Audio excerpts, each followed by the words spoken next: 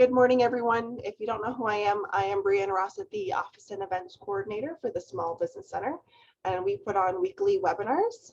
Today, we've got Kerry Ramsay chatting about building a business podcast from scratch, and she's going to go over a few topics of why podcasts make excellent business platforms, as well as how podcasts can help grow business leads, and tips for creating a successful business podcast. Kerry Ramsay is the host of PowerHER Platform podcast, a top 10 marketing podcast in Canada. She is also an enthusiastic champion of women entrepreneurs and founder of the Hello Boss Girl Network in the Bay of Quinte. In addition, Kerry serves hundreds of women entrepreneurs through her full-time work as the project manager of the We Can project led by Queen's University, which supports underrepresented groups of women entrepreneurs in the greater Kingston region. Welcome, Kerry Ramsay. Oh, I also would like to mention as well, just a few housekeeping rules. All questions are going to be at the very end. So if you have any burning questions, just save them to the very end and we will address them then. And also too, just a reminder, just to stay on mute. Thank you. Hi, everyone, and welcome to the podcast. This entire workshop is about podcasts, of course. I'm excited today to introduce you to, I hope, a new business tool that you can use in your own business. If you are looking to just create a podcast, then that is an exciting opportunity as well. So welcome. It's so great to have you all here. And just why don't we take a moment in the Zoom chat, let us know where you're connecting from. Why don't you let us know if you have a business or where geographically you are connecting from. And as you do that, I'll take a moment to acknowledge that I'm connecting to this workshop from the Bay of Quinte region. This is the traditional territory of the Huron, the Anishinaabe, and the Haudenosaunee peoples. And it has been my family's honor and privilege to live, work, and play on these ancestral lands for the past 18 years in this region. So it's so great to be a part of today's event. So as Brianna mentioned, I have run this PowerHER Platform podcast now for several months. It's actually my second podcast, though, that I have run. And so I think the advantage here is that you're going to get some very fresh material that is happening right now, as well as perhaps, some insights and experience from past experiences that I've had. So you can search on any platform for PowerHER Platform. And just to let you know that it is a podcast for women building bold story brands. So that is the focus of the podcast itself. So here's what we're going to be taking a look at today. I know we may have some folks who are on the call from areas outside of Canada, but don't worry, these will likely be applicable in your area as well. So just take it in and apply it as it fits to your region of the world. We're going to talk about not just what podcasts look like in Canada, but also why podcasts make excellent business building platforms. We're going to cover how podcasts help grow your business leads and tips for creating a successful business podcast as well. So we're going to have some time for Q&A at the end. So by all means, let us know where, or just sort of keep track of those questions. You can put them in the Zoom chat as well. But ideally, if you want to hold them to the end, you might find that I cover some of the different topics as we go. So what is a podcast? If you are on this call, I'm assuming that you probably are a fan of podcasts. You listen to podcasts already, but in case you're new to the podcasting scene, a podcast is an audio program or spoken word broadcast. So there's no video involved. In other words, it's typically delivered through a podcast network or a channel. And I'm going to introduce you to a number of those today. In fact, you probably are familiar with a lot of them. And so I'll mention some that you're like, oh yeah, I didn't even know that was a podcast platform or network. The great thing about podcasts, if you do them right, is that they provide your audience with useful and actionable information that's done in an engaging and conversational format. That's really what we're aiming for, is to add value, right? So I'm going to give you some instances of that today. The great thing as well is that podcasts are an effective and convenient way to engage existing customers and even prospective clients and customers. So it's a way of building relationships and also of updating existing folks who might already be a part of your business and your network. As well, we're going to talk about the fact that there are a wide range of podcasting topics, of course, styles and delivery modes. And in fact, there is a podcast on any topic that you can think of today. So in the Zoom chat, because I want this to be interactive, why don't you make a note in the chat? How many podcasts do you think there are out there in the world right now? Do not Google this. Just put how many do you think there are, and we'll just, we'll give you a high five if you get closest. We'll kind of come back to that if you like, or you could just put it there for your own interest. I'll be mentioning the statistic a little bit later, but I want you to be thinking about that as we go. All right, so these are a few of the podcasting platforms that are available out there. Apple Podcasts, Spotify, and Stitcher would be the top three. PowerHER Platform, which is my podcast, is on all of these all of these platforms, as well about a dozen others. And that's a part of when you create a podcast, you definitely want to make sure that it gets out there onto all of the major platforms so people can find it, right? So when I mentioned that there are a lot of ways you can download podcasts, this is an example. And as business owners, it's great to know that as we build a podcast, people are able to access it readily, right? And that's important, that we make sure that people are able to download our podcast and it's easy and convenient for them. All right, so let's take a quick snapshot of listenership in Canada. The fact is that there's really an even split between those who identify as men and those who identify as women in Canada. So it's really genderless, I would say. Age demographic tends to be, there's a large component there, as you can see, between 35 and 54. But you can really see that for the most part, these are folks who are working. They're in the professional years, most likely, or maybe early university years as well. But I would say the bulk of the demographic really are captured in what we would say are folks with disposable income, right? People who could definitely purchase from your business, maybe services or products, whatever it might be. So that's, I think, good information to know. As well, there are actually more urban podcast listeners than rural. I think that is not a surprise given the fact that maybe for connection reasons, perhaps for even age reasons sometimes, right? So that's a bit of a statistic as well. And then, of course, always interesting to know where people are listening. The top listening provinces in Canada are BC, Ontario, and Alberta. All right, so I have labeled this fun facts, but quite frankly, these are also helpful facts, I would say, for us to know as potential podcasters or as podcasters. First of all, podcasting is very popular in Canada. 75% of Canadians know about podcasting, and 37% or 11 million of us have actually listened to a podcast in the last month. So if you know where your reaction button is on the Zoom, why don't you put your hand up if you've listened to a podcast in the last month, or if you want to use the Zoom chat, go ahead, you can interact there as well. Let us know if you've listened into a podcast in the last month. Yeah, or you can do as Paul is doing, which is just literally raise your hand. The fact is that a lot of Canadians listen to podcasts. It's actually, our statistics are on par with the US, which of course has a very large listenership as well. So that's good information, I think, to know if you're a Canadian podcaster who is looking to start a podcast. Good news, people are listening. As well, throughout the pandemic, podcast listening actually was on the rise. All right, so why podcasts?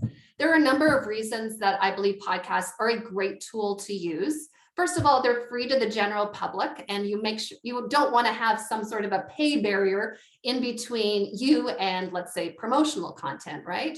I know that there are a lot of other tools that are free, but today I'm going to actually establish why I think podcasts is one of the better ones. I've already talked about the fact that Canadians are listening, so there's a solid listener base established for sure. The one thing that sets podcasts apart from something like social media, though, is the fact that it supports long form content. And in fact, I believe it's episodes 11 and 12 on the PowerHER Platform podcast, where I get into this more, talking about why would you choose a platform as opposed to a visibility tool, right? So social media are really visibility tools that point people in the direction of your main platform. And what is a platform? Well, it's something that supports long form content like a podcast does. And we'll get into this in more detail as well. Because of the fact that there is that a podcast supports long form content, there's also stronger conversion potential. People get to know you better. They understand better what you're about, what your values are, what your business is about. And when people take the time to understand that, there is stronger conversion potential to convert into sales. So there's also the factor that podcasts have a long shelf life. We are able to index and organize podcasts. So think back to the last time you were trying to find a post from 2017 on Facebook, right? What did you have to do? You had to like scroll and scroll and scroll, and finally you gave up because like there was 3,000 maybe posts that you put up on Facebook, or even on Twitter is very similar. Might be slightly easier on Instagram because it's a little bit, the grid is easier to follow. But the fact is that, and I'll actually show you what I mean by indexing.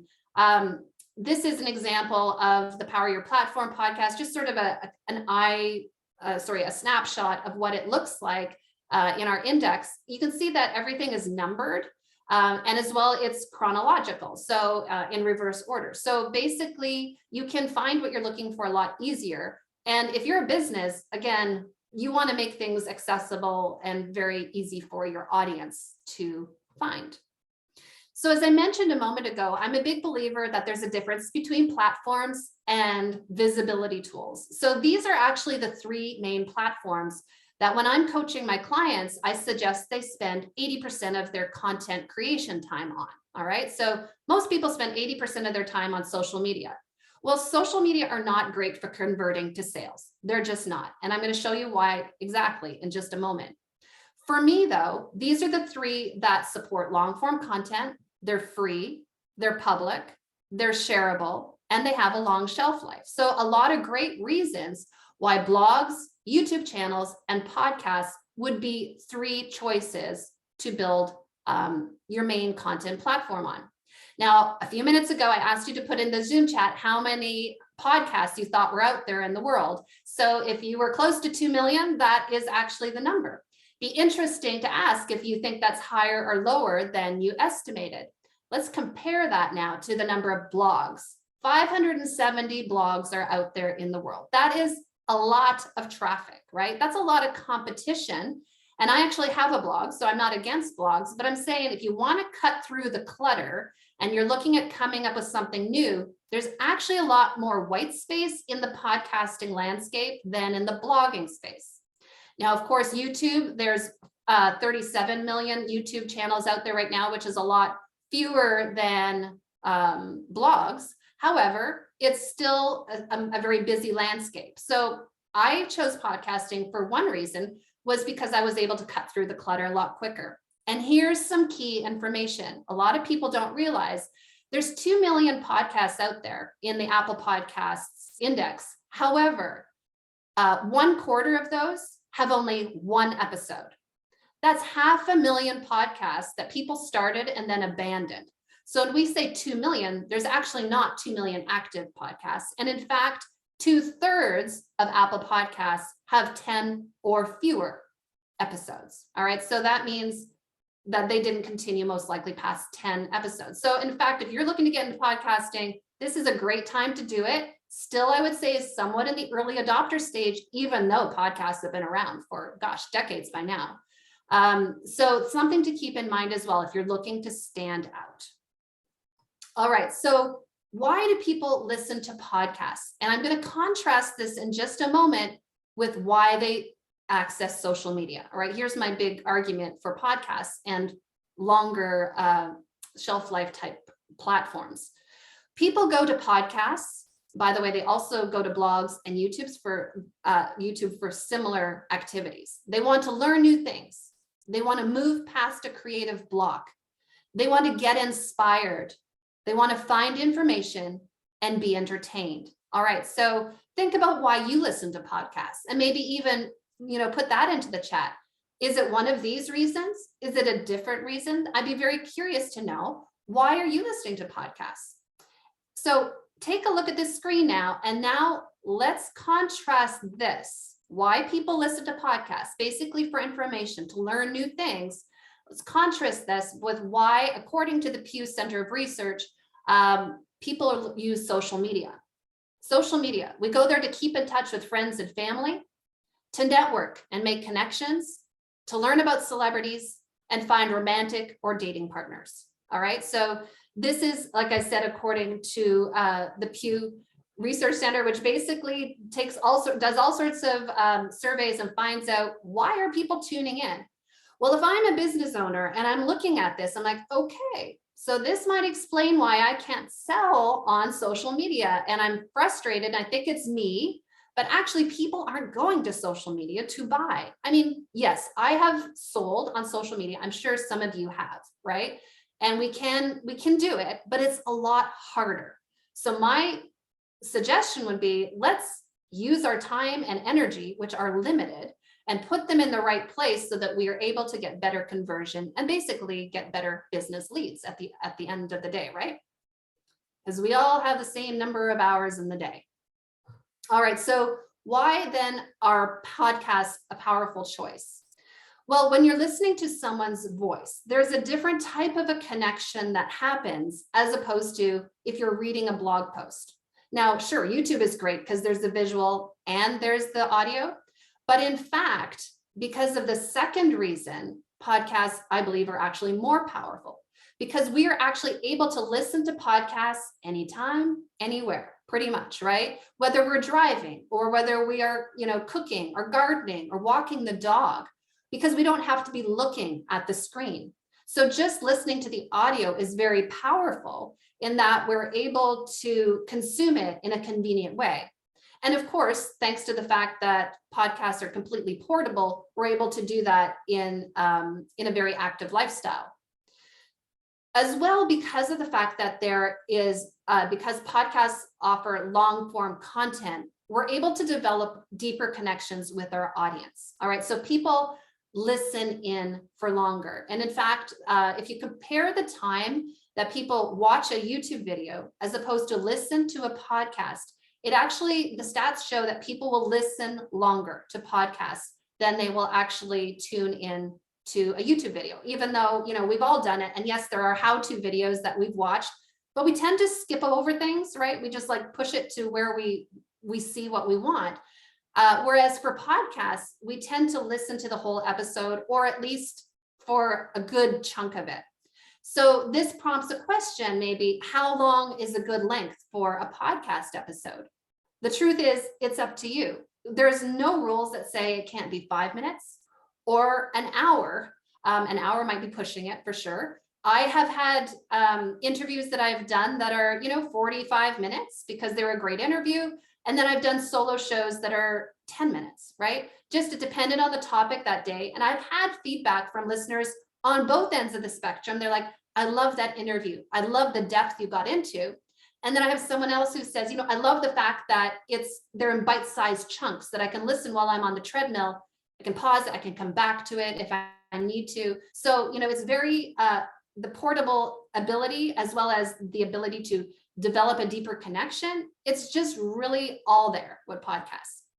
As well, there is this great opportunity to combine not only the information that we share, but also to interweave promotion for our business. So I mentioned that I've had 2 podcasts, and this podcast is the only one that I've linked to a business. The previous one was linked to my brand, but it wasn't really income generating, let's say. So now there are some really great ways that I found actually you can promote what your paid offer is throughout those podcasts. So let's take a look then, how do you sell on a podcast? All right, so the first tip would be choose topics that relate to your paid offer, right? You don't want to have some random podcast on something that you enjoy doing. I mean, unless you're doing it as a hobby. But if you want to link it to your business, make sure that it has some sort of title, some sort of tagline that tells people what you do. So for PowerHER Platform, it's the podcast for women who are building bold story brands. Why? Because I'm a story coach and I coach people about building better brands and interweaving stories into their marketing. So that's what I teach and coach on. So that's what the podcast is about. Let's give an example though here of, let's say that there's a fictional podcast called Bailey's Bait and Tackle Shop. I don't know if there is one, but let's say she's in the Bay of Quinte region. And she really has a bait and tackle shop that sells fishing gear.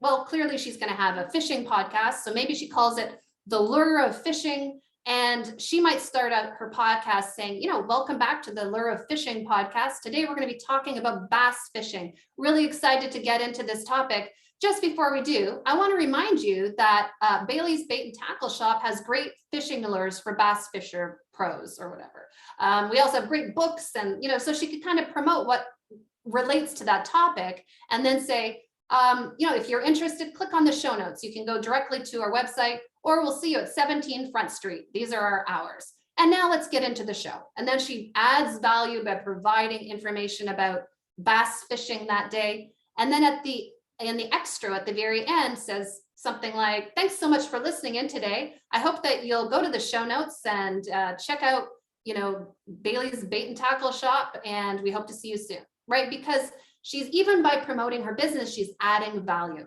If someone has showed up to listen to a fishing show about fishing in the Bay of Quinte, then most likely they're also very interested in her business, right? A second way to do this would be to offer a freebie through your podcast. And so an example of that might be to offer a PDF, for instance, maybe a checklist, maybe some others, maybe a map of like the best bass fishing spots in the Bay of Quinte, for instance. And in exchange for providing that freebie or that lead magnet, someone would then opt in to your email list, right? Which of course we want to build. So that might be a part of the podcast. That the podcast that day is on great fishing spots in the Bay of Quinte. And she might say, by the way, I've got a great freebie on this. If you'd like to click on the show notes, you can download that freebie today. And when they do, of course, they get on her email list, which is completely illegal because they would have to opt in, right? So it's a way of drawing people from the podcast into either your bricks and mortar shop or onto your email list. And it just really does make it easier then to convert people to sales. Another way that you can use, you can sell on podcasts without being sleazy or weird about it, right? All this should be very natural, is to encourage people to share feedback on social media and tag you. So one way that you can use this is to say, I'll often say at the end of a show, if you enjoyed today's podcast, please take a screenshot and share it with your audience. We'd love to hear what your takeaways were, and we'll share that out with our audience. So great. What you have there is some built-in promotion because people are now sharing your brand, whatever that is, with their followers. And you also can take notice of who's paying attention to your podcast. I do that all the time. I'm like, oh, that's interesting. So-and-so shared that out. Now I know they're listening to the podcast, right? So you suddenly become very aware of who your audience is and what their takeaways are and what they're getting out of it so that you can rinse and repeat and do more of what's working. A final way, there's I'm sure many more ways, but the final way on this slide that I would suggest is you can actually publish bonus promo episodes. So you don't want to be too salesy in your podcast in that like every single episode is sell like that. People they're going to tune that out. That's too much like an infomercial. Like it has to be truly adding value. And remember, why are people listening to podcasts? To learn, to, move past creative blocks, go back to the reasons and make sure you're adding value. I want to say that first of all. But every now and then you can move in those very natural sales calls or calls to action. But these bonus promo episodes, and I'll give you a couple of examples of recent ones that I've done. So I'm running a masterclass right now, which filled up largely in part because of my podcast, because I put a bonus episode out. And it was about, hey, I've got an exciting offer. Let me tell you about this offer. And in fact, that bonus episode was really not about anything else except that offer. Now, I launched my podcast in August, and this bonus came out in October. So I want to point that out. I was actually adding value for several months before I ever did this type of a bonus promo episode. All right. So be wise with how many you use and when you use them, of course. But that would be one example of how you can use your own platform to basically run a promotion. And like I said, it was very effective. And how do I know that? Because I see the analytics of how many people listen to it, right? They could have seen something and said, oh, I don't want that. That's not interesting. Instead, they're like, oh yes, I'm already interested in brand building and story coaching because I've been listening for 3 months. And now I'm also interested in this paid offer.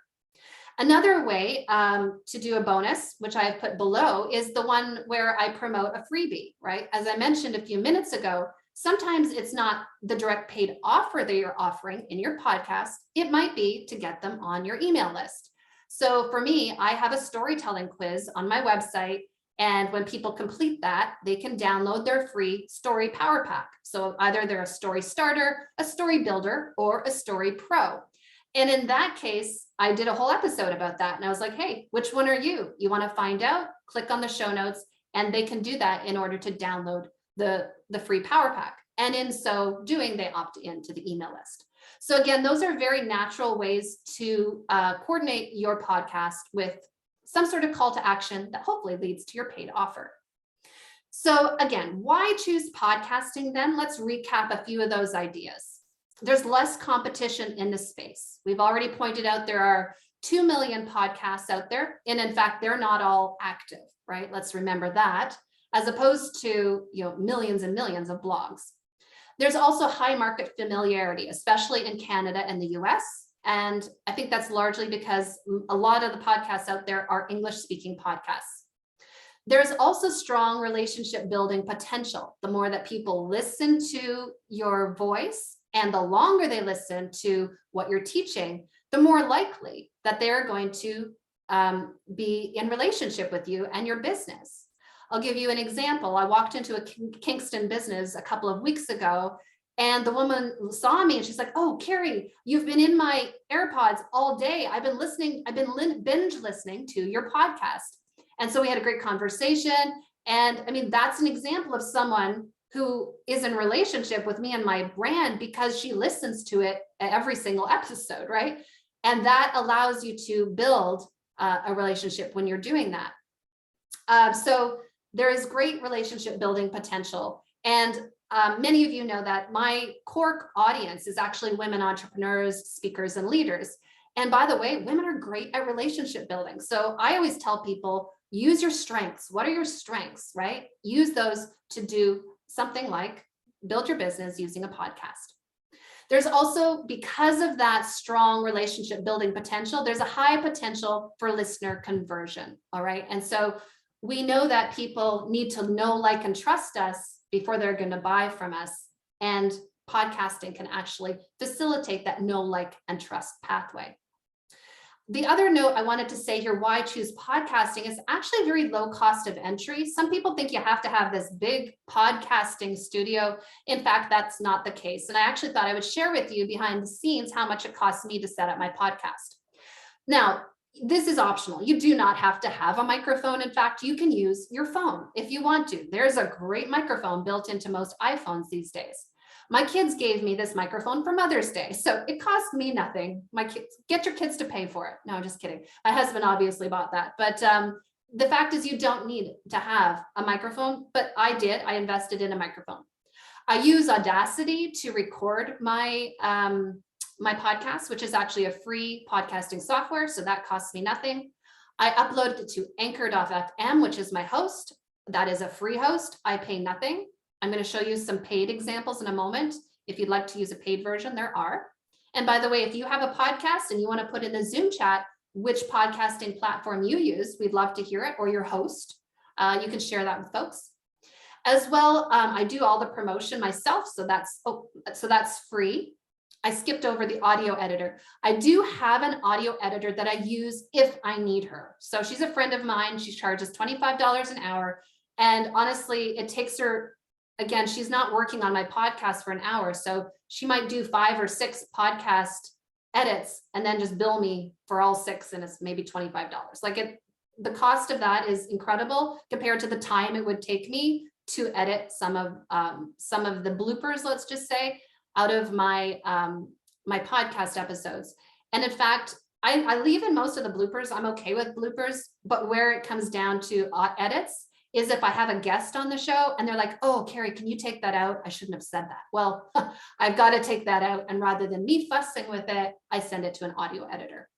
As well, how much time do I dedicate per week? It's a minimum of 5 to 6 hours, I'll tell you. I drop 2 episodes a week. All right, so that might be a question people have. How many episodes? How often should I podcast? I put out 2 episodes a week. I put out one on Tuesdays and one on Fridays. It's up to you. I would suggest 1 at least a week. If you were planning to do this, you want to show up consistently for your audience, right? Don't be like those 500,000 Apple podcasts out there that I mentioned that have 1 episode and then they abandoned it, right?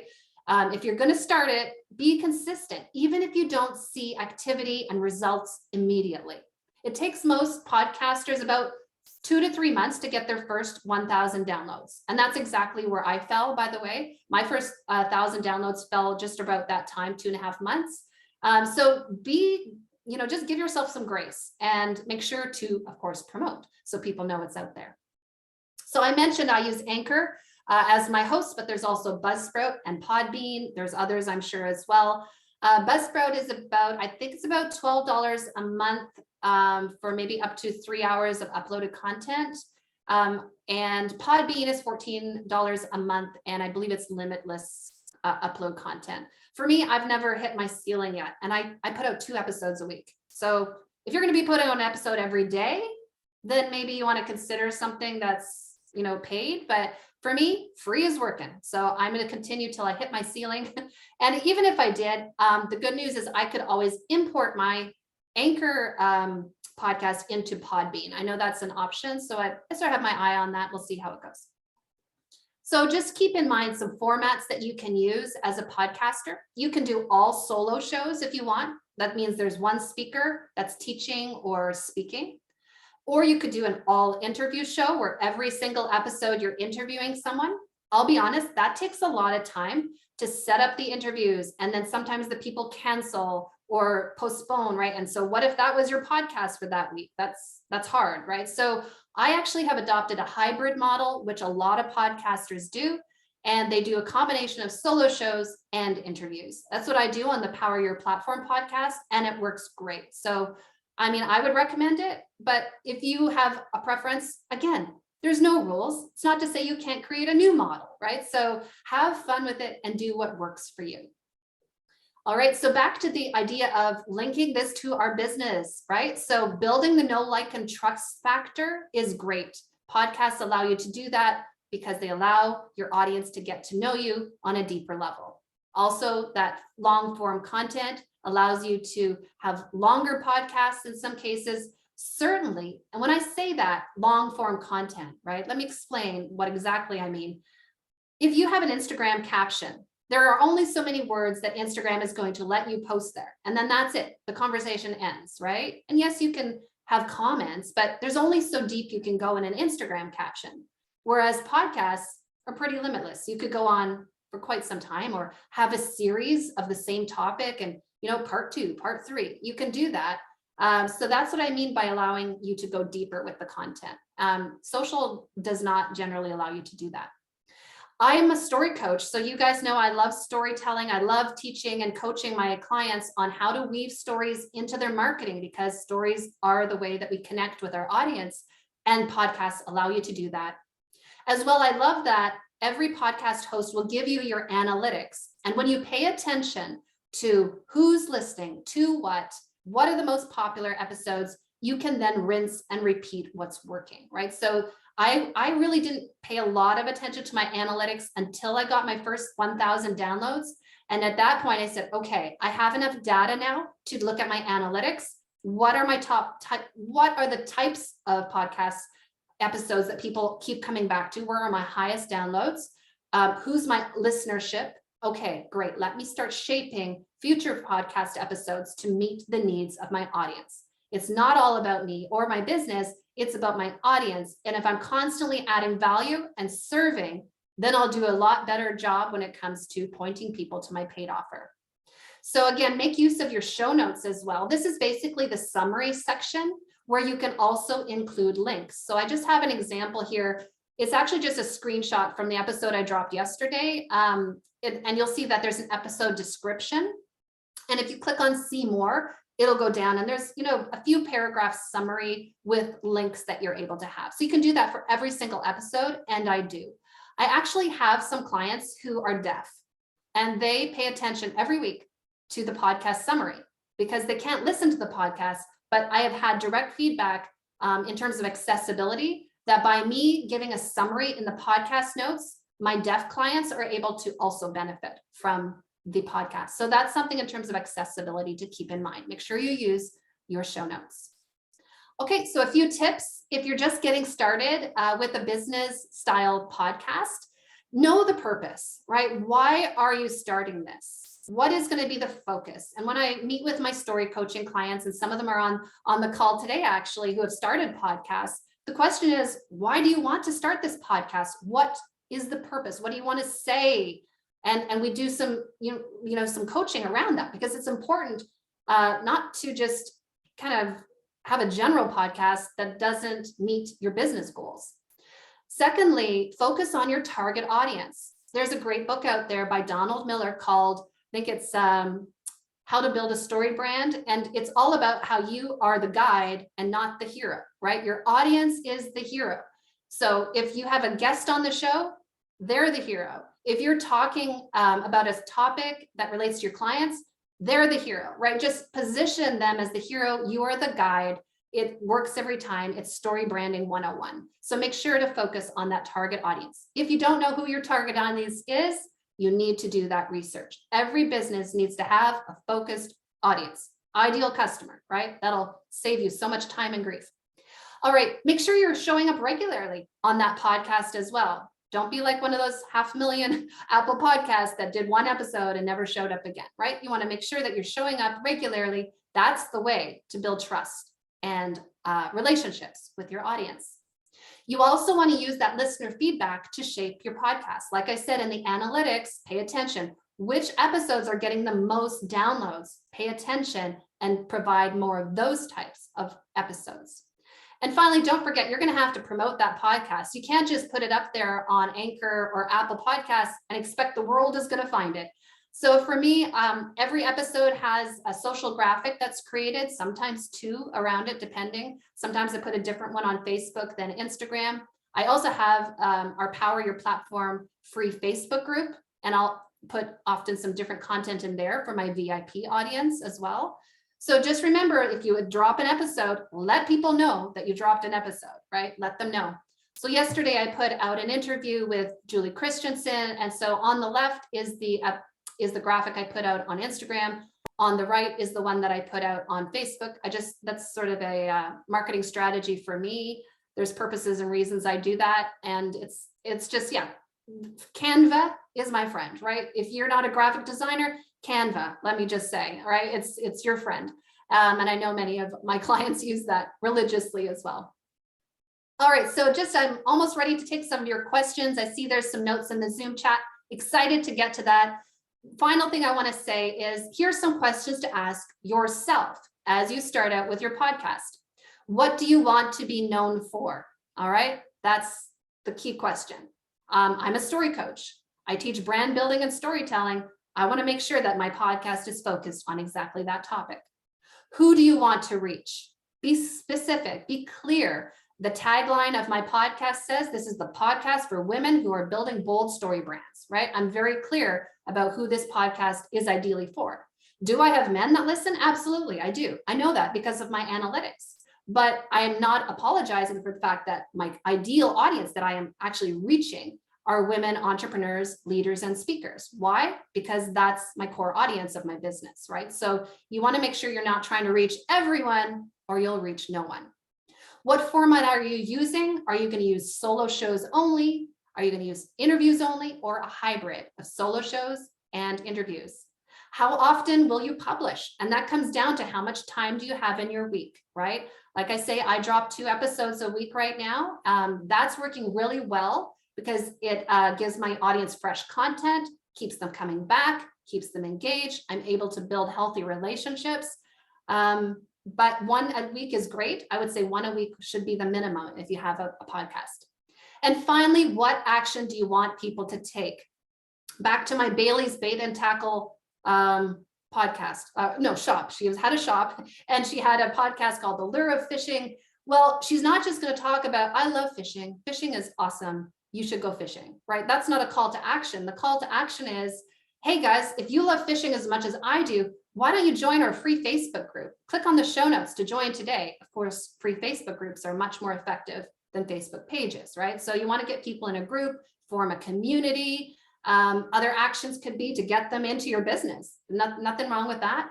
Or if you're a coach, to click on your website and reach out for information. So make sure that you know what the call to action is. So I've mentioned a few of these, but some free resources for you that you're certainly welcome to reach out to me to find out more about. We do have a free PowerHER Platform Facebook group, which is for women entrepreneurs, leaders, and speakers. Feel free to, you can get that through our webpage, or you can search for it on social media. We also, of course, have the PowerHER Platform podcast, which you can search on any of the major podcasting platforms. I also have a weekly newsletter which goes out. It's called Story Fuel, and it provides weekly story prompts. Doesn't matter if you're a man or a woman. There's nothing, no gender barriers. It's just if that's helpful to you, you want to get through your writing block. That's what we do every week. And of course, we're on social media as well. PowerHER Platform. You'll notice that our website is actually PowerHERPlatform.com. So I'll point out that slight difference, but you can go to PowerHER Platform anytime and find out more. There's my email as well, PowerHERPlatform@gmail.com. And I would love to have you follow us on PowerHER Platform. We'll follow you back. I mean, that's usually the way we find out about great businesses in the area. All right, Brianna, so I'm happy to take some questions now. And yeah, so recording.